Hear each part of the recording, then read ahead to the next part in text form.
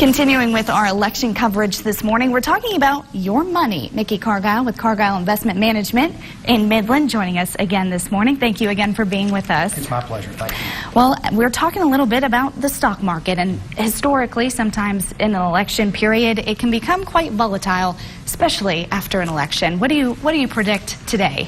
Well, overnight, the markets were extremely volatile. The Dow Jones average was down as much as 800 points. Wow. Once it became evident that Donald Trump had a chance. That's not because the market feels that he's going to be a bad president.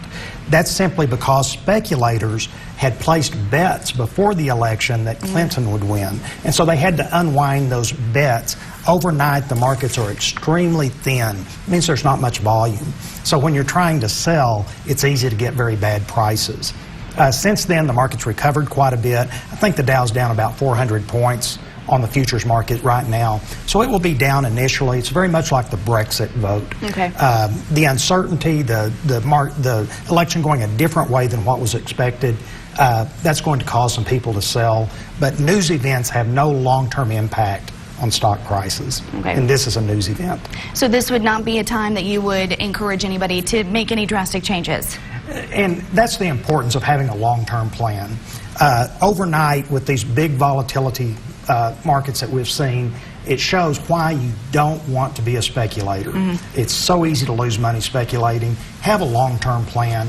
Have a certain amount of your money in stocks, a certain amount in bonds, and keep doing the same thing for very long periods, and you'll make an above-average rate of return.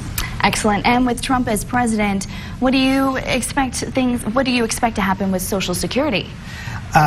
You know, that's something that has to be addressed at some point, but I don't expect it will be addressed in the next 4 or 8 years.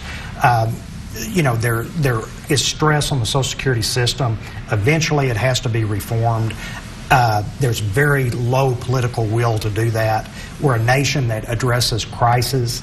So until it gets to a crisis situation, I don't expect there'll be any big changes.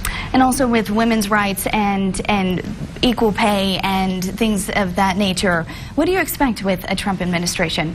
We know the early polling votes were very much against a Trump presidency, but I don't think there's going to be a lot of difference for women's rights regardless of who the president is. I hope we continue to see this move to make sure that women get equal pay for equal work and open more job opportunities for women.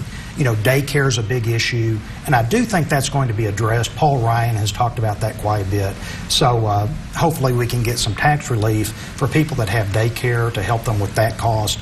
And again, you know, just continue to make that progress toward equal pay for women. Excellent. Mickey, is there anything else that you think is important for people to know now that we have Trump as our next president? Well, probably the biggest change in your investment portfolio is that I expect that the domestic market, the U.S. market, is going to outperform the foreign markets, especially over the next year or two until we see what the policies are. You know, under a Trump presidency, if we do remake some of the trade policies, it's probably bad for Germany and Europe. Not horrible, but just worse, and better for the U.S. So I would stress people need to keep their portfolios very heavily weighted toward domestic markets. I don't think that's necessarily a bad thing. Mickey, thank you so much for being with us. We always appreciate that. My pleasure. Let's